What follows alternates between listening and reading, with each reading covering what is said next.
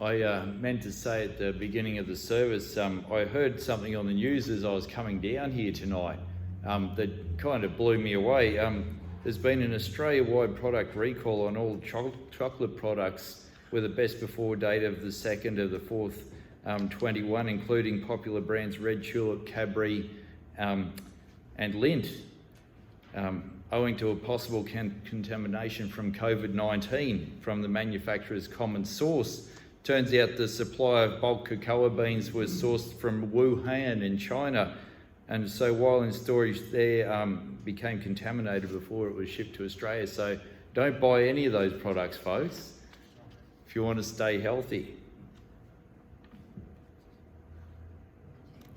I tell you what, yes, that'll be a conspiracy theory before we know it. The disciples must have thought Jesus was having a few cracks at April Fool's jokes, both in the lead up to Passover and during the meal. Where are we going to eat Passover, boss? Just wander into the city and some random bloke with a jerry can of water will be there, and just follow him, eh? And wherever he turns up, it's going to be sorted. Yeah, right. Stop pulling my leg, Jesus. Yet, they'd been with him long enough to have a crack, so they stepped out and trusted his lead, and it was actually so. I've found the Lord's leading hasn't changed much down to our day in my personal experience. I was just talking this week with a man very much experienced in the Lord's leading through his Holy Spirit, and we reflected on what seems, from our flatlander perspective, to be incredibly random, inefficient, and sometimes plain weird leading that God gives us as he gets us to step out in trust and do things. It's like, why? Why are we doing this, Lord? Sometimes it even seems counterintuitive, which is a polite way of saying it's just plain dumb. But we can't see from God's perspective. So if we step out and trust him, we both reflected that it usually works out. We just have to trust.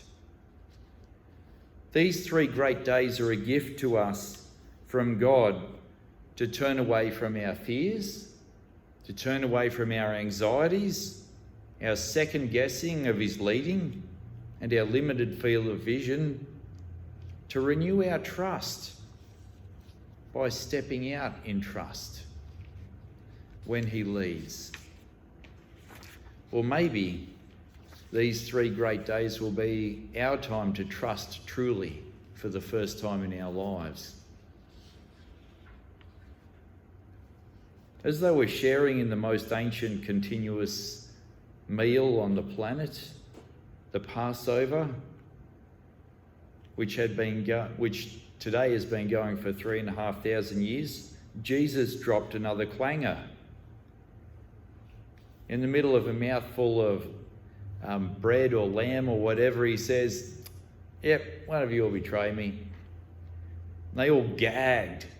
According to ancient custom, not only of their nation, but of many others before and since, it is the worst possible offence, just about as bad as murder, to betray the connection or the bond that is made when you share a meal with someone, when you break bread with them.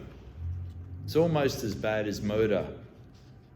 And remember, this wasn't just any meal, it was the freedom meal that celebrated the Lord's liberation of their slave ancestors from genocide and oppression in Egypt and bringing them to the promised land.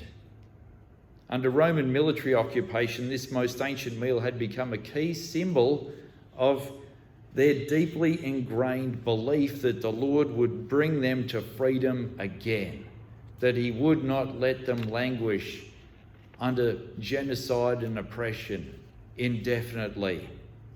So there they shared the meal in hope. So when Jesus says, "One of you will betray me," the disciples were just totally blown away. What? Yeah, right. Good one, Jesus. One of us betray you after all we've seen, after the things you've enabled us to do as well, like casting out demons and healing the sick. No way any of us would betray you. Definitely wouldn't be me.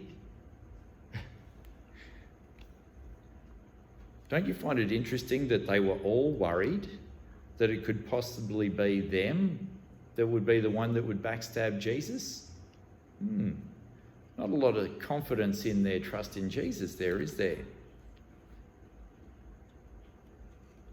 Yet he reminds them that neither he nor God are taken by surprise. It's been foreshadowed in their ancient stories, but it's still going to be darn tragic, especially for the one who would betray him. One last thought about this gospel that we've heard. Jesus takes their most holy meal,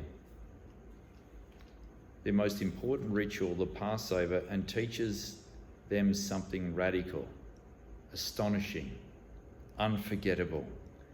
This ancient meal that celebrates Israel's Passover from death to life, from slavery into freedom, it's all about Jesus. In the moment, no doubt they were confused and maybe even horrified when he said, "Take this and eat it, my body. Take this and drink it, my blood." Yet they were about to find out exactly what he meant over the next 24 hours. So you need to come back to church in the next few days to find out what he was talking about. Human beings usually mark our most important occasions with a meal, don't we? Birthdays, anniversaries, great celebrations of big events that have happened and all the rest. That's true no matter what culture or religion we are. So it's no accident that Jesus gives his first followers a meal, a universal symbol to mark the most significant and universally impacting event in human history, his death and resurrection. And so he gives it to you and I afresh tonight.